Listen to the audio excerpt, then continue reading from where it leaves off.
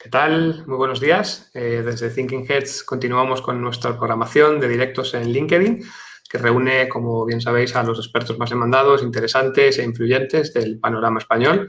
Antes de comenzar, como siempre, agradecer al equipo de LinkedIn España, al equipo de LinkedIn Noticias y en especial a Virginia Collera, la editora, por la oportunidad de colaboración. Hoy vamos a estrenar un ciclo nuevo y, bueno, queremos darle cierta continuidad cada mes y le hemos llamado Live Futuro. La idea es empezar este 2021 enfrentando pues, los grandes desafíos, las grandes cuestiones que estarán sobre la mesa y que marcarán la conversación de este año. Hablaremos de innovación, de digitalización, de nuevos retos que encaran las organizaciones y los líderes para garantizar su viabilidad en el largo plazo y de cómo la adaptación a entornos disruptivos y cambiantes es fundamental realmente para salir reforzado en esta gran transformación cultural y digital. Vamos a empezar inaugurando este ciclo preguntándonos por la economía y por nuestras finanzas. En concreto, por cómo puede afectar en el futuro a la sociedad el hecho de que los bancos no repartan dividendos. Para ello contamos hoy como invitado con Pedro Cadarso, que es asesor de banca y regulación del Departamento de Public Policy de la Asociación Española de la Banca. Pedro, muy buenos días. Hola, buenos días, Iván. Encantado de tenerte. Has sido inspector de entidades de crédito del Banco de España, has trabajado también como consultor de gestión en Boston Consulting Group, en la dirección ejecutiva del FROB, como experto nacional destacado del Single Resolution Board y ahora mismo estás en la Asociación Española de la Banca. Hoy me gustaría charlar contigo sobre un artículo que recientemente publicadas en tu perfil de LinkedIn y que ha contado con una gran acogida, además porque el tema es muy pertinente, se está hablando mucho de ello en los últimos días y semanas. Se titula Banca sin dividendos. ¿Cómo afecta a tu economía este veto en la retribución al accionista? Es un debate especialmente pertinente en esta era COVID, en la que vemos cómo organismos supranacionales como el Banco Central Europeo pues están tomando medidas bastante inusuales. Si te parece, por empezar, vamos a empezar por el principio. Para quien no sepa de qué estamos hablando, ¿qué es exactamente un dividendo y qué significa que cualquier entidad, por ejemplo un banco, lo reparta? Porque hablas en el artículo de que afecta a nuestro bolsillo. Sí, pues mira, Iván, la primera idea que me gustaría compartir con vosotros es que el dividendo es la retribución que reciben los accionistas por el riesgo que asume cada vez que los accionistas invierten en una empresa. Por así decirlo, cuando una empresa se constituye, principalmente necesita capital y trabajo. La retribución del trabajo son los salarios y la retribución del capital son los dividendos, ¿no? Con lo cual, la idea del dividendo es una idea intrínseca a la idea de las empresas, ¿no? De manera que si un accionista tuviese las expectativas de no recibir dividendos a lo largo de la inversión que está haciendo esa empresa, pues no invertiría en esa determinada empresa, ¿no? Entonces, en el artículo, desde un punto de vista técnico, he intentado subrayar las razones principales por las cuales el no reparto de dividendos puede afectar al bolsillo de las personas y que, en definitiva, tiene un impacto bastante importante en la economía. Entonces, en primer lugar, es una fuente recurrente de los ingresos de las personas, de los accionistas, ¿no? Y hay que tener en cuenta que gran parte de los accionistas son pequeños accionistas, gente que coge parte de sus ahorros y los invierten en empresas. Y no solo estamos hablando de pequeños accionistas, sino que también estamos hablando de fondos de inversión y fondos de pensiones. Quienes están detrás de estos fondos de pensiones e inversión son también personas físicas, pequeños ahorradores, que dejarían de recibir una retribución periódica, ¿no?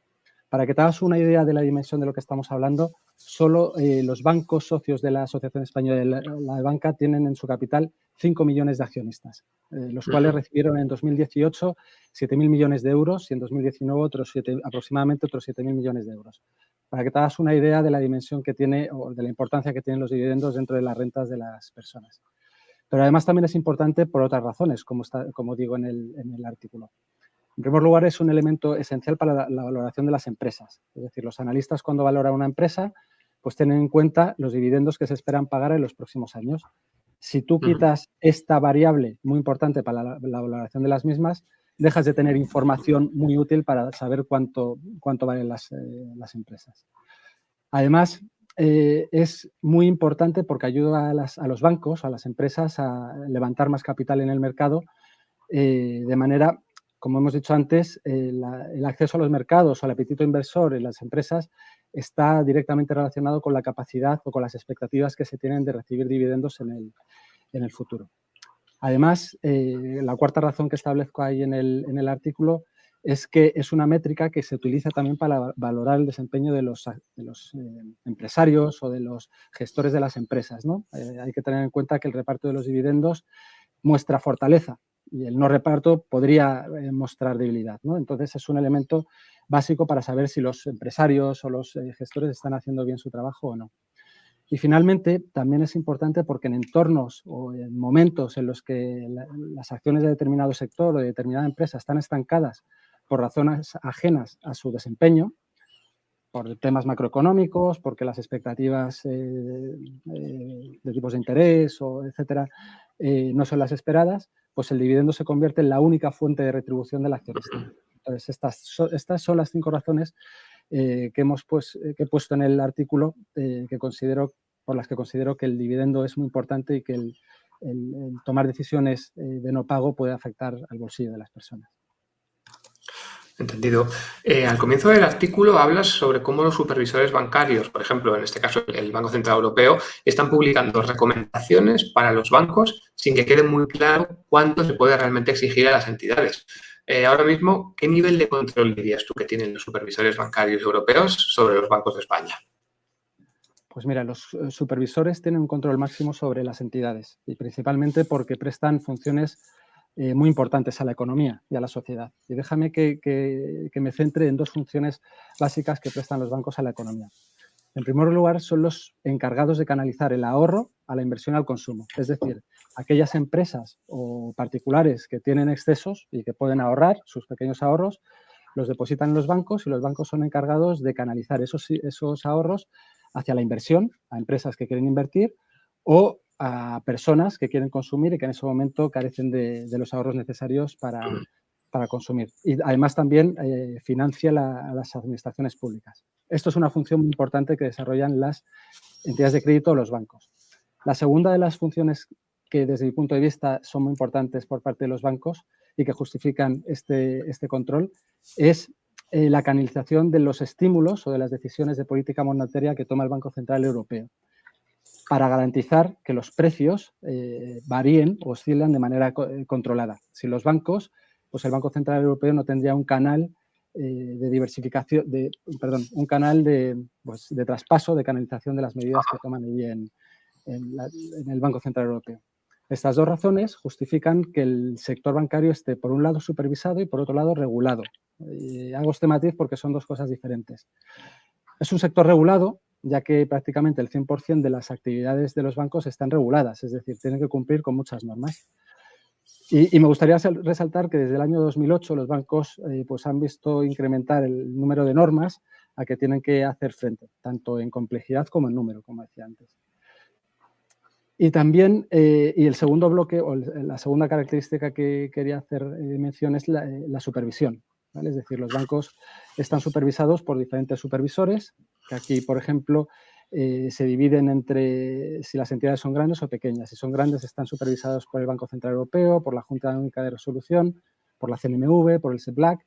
Si son pequeños, pues la supervisión baja al Banco de España, al Fondo de Resolución bancaria, a la CNMV también y al SEBLAC, ¿vale? Es decir, como puedes ver, están sujetos a muchas capas de supervisión con un extenso volumen de normas, ¿no? En cuanto al control que me preguntabas, pues me gustaría destacar que los bancos mandan mucha información a los supervisores y con esa información, en principio, los supervisores están al tanto y son conocedores de todos los riesgos y de la situación en la que está cada una de las entidades. Decías al principio de tu intervención y en tu artículo lo recalcas en varias ocasiones sobre la importancia que realmente tienen los dividendos para las empresas y para la economía en general. A pesar de ello, el Banco Central Europeo en esta coyuntura recomienda no repartirlos. ¿Qué crees tú que ha llevado a este regulador a recomendar a los bancos que no repartan dividendos? Pues mira, principalmente el supervisor está haciendo alusión a 2 razones por las cuales le ha llevado a tomar esta decisión. La primera razón es para fortalecer el capital, ¿vale? Es decir, en la medida en que no salen los dividendos fuera del banco y se quedan en modo de reservas, el banco tiene mucho más capital y puede absorber más pérdidas porque el supervisor está esperando que a raíz de la crisis del COVID, pues posiblemente pueda haber pérdidas en el futuro. Pero en este sentido me gustaría resaltar la evolución del capital de las entidades en los últimos años, que se deriva, como te he dicho antes, de la evolución de la normativa. En 2009, las entidades europeas de media tenían un capital del 9% y ahora tienen un capital en torno al 15%. Es decir, 600 puntos básicos más, o lo que es lo mismo, más del 60% del que tenían en el año 2009. Creemos que el nivel de capital con que cuentan las entidades actualmente es suficiente como para absorber todas las potenciales pérdidas que se puedan derivar como consecuencia de la crisis y no es necesario llegar a tomar este tipo de decisiones tan dramáticas como es la restricción de los dividendos. La segunda razón que utilizan los supervisores como para justificar esta decisión es que esta decisión va a ayudar a los bancos a mantener el flujo del crédito. Y permíteme que para los que no conozcan muy bien la normativa de los bancos, cómo funciona esto. Los bancos tienen que tener un nivel mínimo de capital en función de los riesgos que asumen. De manera que cuantos más riesgos asumen, más capital tienen. Y aquí cuando hablamos de riesgos, hablamos de préstamos. Es decir, cuanto más préstamos tienes, más capital estás obligado a tener. Entonces el supervisor dice, oye, pues si yo ahora no te dejo repartir dividendos y aumentas ese capital, vas a tener mayor capacidad de prestar dinero a la economía, a la sociedad. Como he dicho antes, es una función esencial que prestan los bancos a la economía. Pero llegados a este punto, creo que es importante, o por lo menos espero que esta decisión nos ayude o nos permita abrir la discusión sobre si la normativa está bien diseñada. En el sentido en que si a las mínimas de cambio, en el momento en que parece que puede haber una crisis, tomamos decisiones tan drásticas como es el no pagar dividendos, deberíamos reflexionar si la normativa está bien diseñada y si lo mismo estamos pidiendo demasiado capital a las entidades o si el capital que estamos pidiendo es procíclico, es decir, que provoca a las entidades actuar de manera contraria a lo que al final podrían esperar los reguladores, con lo que creo que nos debería abrir o ayudar a reflexionar que este tipo de medidas, pues lo mismo nos enseñan a que la regulación no está adecuadamente diseñada a día de hoy. A día de hoy sabemos que la medida se va a retirar en principio en septiembre de 2021, pero hasta entonces, ¿cómo crees tú que puede afectar esto a las inversiones bancarias? Pues mira, lo que necesitan los inversores, y no solo los inversores bancarios, sino los inversores en general, es la certidumbre, ¿vale? Es decir, todos los riesgos a que está expuesto una compañía, pues qué ciertos son y qué no ciertos. Puede haber incertidumbres regulatorias, puede haber incertidumbres macroeconómicas, etcétera.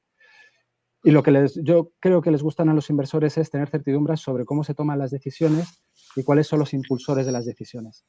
El hecho de que esta decisión haya sido tomada por un agente externo, como es el supervisor, y haya sido de manera generalizada para todos los bancos, creo que dota o genera una cierta incertidumbre entre los inversores que es muy difícil de valorar. Es decir, cuando los inversores quieran volver a invertir o quieran invertir en un banco, pues se tendrán que plantear, oye, ¿esto va a poder pasar en el futuro? ¿No va a poder pasar en el futuro? Creo que además es importante el tener claras las respuestas sobre esta pregunta porque, como he dicho antes, los bancos están sometidos a una regulación bastante intensa y además esperamos que en los próximos años la regulación sea todavía más intensa y que los bancos tengan que acudir al mercado a por más capital. Si no se despejan estas incertidumbres, la capacidad de ir al mercado a conseguir más capital pues será bastante complicada.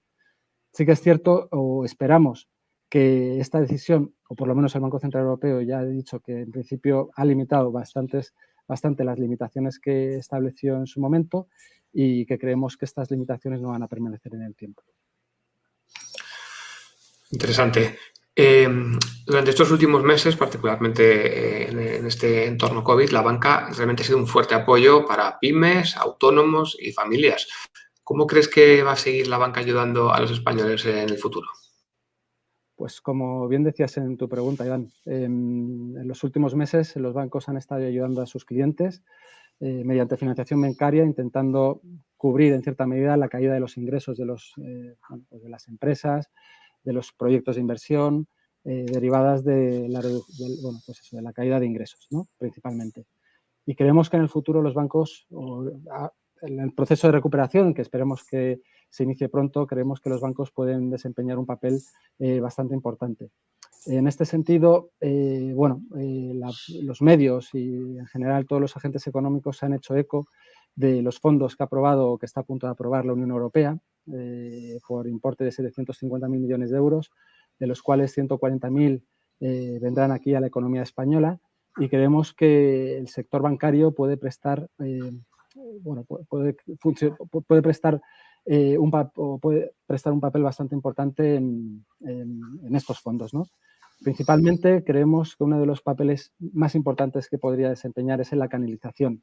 Como sabes, los bancos españoles se caracterizan por tener un gran volumen de sucursales. Tienen sucursales en muchas, a lo largo de toda la geografía española, y el utilizar a los bancos como medio canalizador de estos fondos pues garantizaría uno de los objetivos que pretende el Gobierno y también la Unión Europea, y es que estos fondos lleguen al mayor número de empresas posibles. Esto también unido a que los bancos conocen muy bien a todos sus clientes, a todas sus empresas, con lo que saben dónde llegar. Y la segunda función que creo que los bancos pueden desempeñar bastante importante, de manera muy importante ahora durante el periodo de recuperación, es en la coinversión. Es decir, uno de los objetivos que ha establecido la Unión Europea y que también está dentro del Gobierno es que, además de estos fondos, las empresas inviertan, ¿vale? Es decir, los fondos tienen que ser un complemento a la inversión que hagan las empresas. Al final, como sabes, los bancos se dedican, como he dicho antes, a canalizar los fondos de los ahorradores a los proyectos de inversión, con lo que tienen capacidades de análisis de riesgos, tienen capacidades de saber qué proyectos son viables y qué proyectos no son viables, con lo que podrían ayudar a las empresas a cofinanciar parte de los proyectos que se van a establecer ahora, siempre que encajen dentro de los principios que ha establecido la Unión Europea, que es que sean que ayuden a la transformación digital y que ayuden también a la transición ecológica. Déjame, Pedro, que volvamos al asunto anterior, porque el gobernador del Banco de España ha afirmado recientemente que la restricción de los dividendos no ha tenido un impacto negativo, al menos en la mayor parte de los sistemas bancarios europeos. ¿Cuál es tu reflexión sobre estas declaraciones?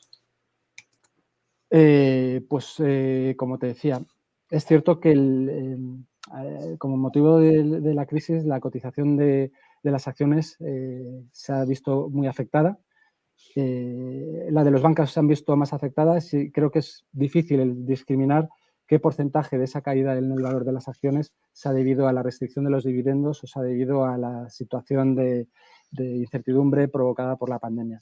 Pero como he dicho antes, la certidumbre o la incertidumbre en la toma de decisiones de las empresas es muy relevante a la hora de invertir, y creemos que este tipo de decisiones generan incertidumbres a la hora de invertir en los bancos y muy difíciles de valorar por parte de los inversores, con lo que, efectos de acudir al mercado, como decía antes, puede generar alguna traba a futuro. Comentábamos antes que en principio se anuncia la retirada incondicional de esta recomendación para septiembre de este año, lo que en principio debería evitar la estigmatización del sector bancario. ¿Crees que será un levantamiento final o ves posible una nueva prórroga de la medida? Pues la verdad es que no lo sé, y dependerá, supongo, un poco de cómo evolucione la pandemia, ¿no? Es decir, ahora de momento ya se han levantado en cierta medida las restricciones. Lo que sí que me gustaría dejar claro es que, desde mi punto de vista, este tipo de restricciones afectan en mayor medida a las empresas rentables y solventes que a las empresas no rentables o no solventes.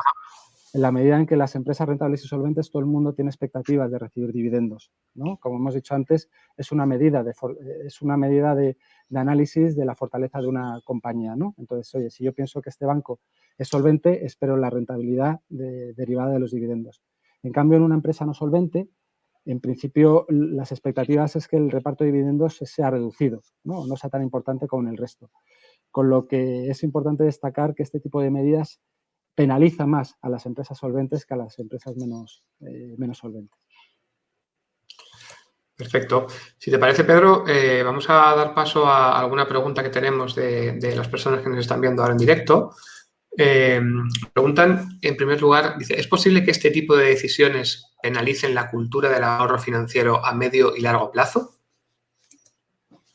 Pues, mira, los ahorradores, principalmente cuando está pensando en dónde materializar sus ahorros a medio y largo plazo, en principio tienen dos fuentes de inversión principales. En primer lugar, la renta fija, cuya rentabilidad está derivada principalmente mediante un contrato y es fija a lo largo de la vida de la inversión, y mediante renta variable, que en principio son acciones, ¿no? Acciones de las empresas, y su rentabilidad depende un poco de la capacidad de generar los rendimientos de esa compañía.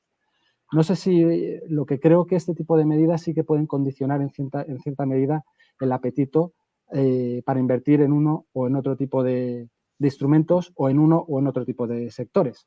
Es decir, que en la medida en que haya más incertidumbres, haya más riesgos asociados a la inversión de un determinado activo, pues posiblemente determinados inversores con un determinado perfil de apetito al riesgo, pues decidirían en un momento dado cambiar de inversiones para, bueno, pues para reducir ese riesgo que, como decimos, este tipo de medidas introducen a la hora de valorar las inversiones.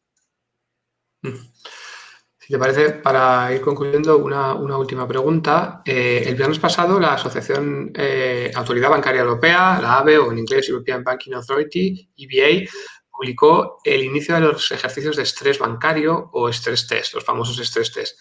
¿Qué expectativas tienes tú particularmente sobre los resultados de estos stress test? Pues mira, si quieres, por poner un poco en contexto para las personas que nos estén escuchando y que no tengan mucho conocimiento sobre qué son los ejercicios de estrés, es una herramienta supervisora que utilizan los supervisores para analizar las vulnerabilidades del sector financiero. Entonces, hacen una serie de análisis y proyectan los estados financieros de los bancos, y a raíz de estos resultados, pues la autoridad llega a conclusiones, ¿no? Y define al final el perfil de riesgos de cada una de las entidades, por un lado, y en última instancia podría llegar a requerir más o menos capital a las entidades, ¿vale? Que, como he dicho antes, el capital es un elemento esencial dentro de la regulación bancaria y es una limitación importante para ellos. Entonces, dicho esto, y así es como funcionan y cuál es el objetivo de estos ejercicios de estrés, pues me gustaría destacar que la banca española históricamente ha funcionado bien dentro de los ejercicios. Es decir, los resultados de la banca española siempre han sido bastante buenos, y esto se ha derivado principalmente a las características, ¿no? de la banca. En principio son bancos que están diversificados, muy bien diversificados geográficamente, lo cual hace que si hay algún tipo de crisis en un lugar del mundo, pues el potencial impacto negativo que se pueda generar por las carteras que tengan en ese lugar del mundo, pues se puedan compensar con las carteras que tienen en otro lugar del mundo y que no se han visto penalizadas por esa crisis de una determinada geografía. Y además prestan servicios de banco universal, lo cual te garantiza también que tienes mucha diversificación en cuanto a productos, en cuanto a clientes. Con lo cual, mis expectativas en estos ejercicios, cuyos resultados se publicarán en julio, es que la banca española saldrá bien, como así ha sido históricamente. Estupendo. Pues Pedro, hasta aquí nuestra conversación de hoy. Ha sido un auténtico placer poder compartir este rato contigo, poder entender también pues cómo el momento particular requiere de algún tipo de medidas, y cómo, según lo que el regulador aporte o no aporte, pues seguramente también la banca estará en mejor disposición de seguir ayudando, de seguir aportando a esa recuperación que esperemos todos que llegue pronto. Y nada más, queríamos agradecerte por tu tiempo y tu presencia, y un saludo. Muchas gracias por todo. Muchísimas gracias a vosotros, Iván. Hasta luego. Muchas gracias también a todas las personas que nos han seguido en directo, a aquellos que lo hagan también en diferido en los próximos días. Y bueno, volveremos muy pronto con nuevos directos a través de nuestro canal de LinkedIn. Muchas gracias, un saludo y buenos días. Hasta luego.